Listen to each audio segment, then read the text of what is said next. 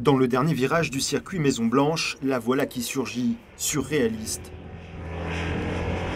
Rustine, 2 chevaux sous le capot, mais pas plus, à fond les ballons. 130 km/h en sortie de ligne droite, une vraie bête de compétition. Eh ben, Rustine se comporte très bien, donc elle a terminé sa première période de rodage qui était de 1200 km. Donc là, elle peut un peu monter dans les tours et elle arrive à bien aborder les lignes droites et les virages serrés, ce qu'on aura énormément pendant les 24 heures.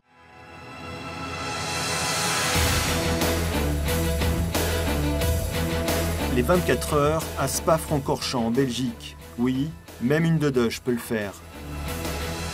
4e édition pour Rustine et son équipage. Le premier à avoir donné l'impulsion, c'est Jérémy. Chauffeur taxi dans la vie, il a acheté sa première de chevaux à 11 ans. C'était une épave et je l'avais récupérée pour, avec le projet de la restaurer pour mes 18 ans et ça a été chose faite. Donc ouais, ça a démarré très tôt.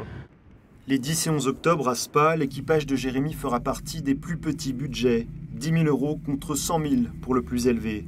Et pourtant, dans la catégorie classique, le Manceau vise les sommets.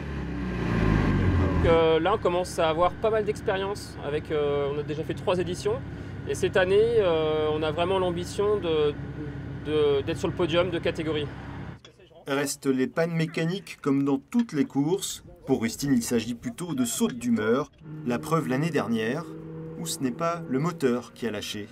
La pluie tombait abondamment, les essuie-glaces se sont arrêtés. Je voyais plus les voitures, plus la route, et c'était la rentrée au stand obligatoire.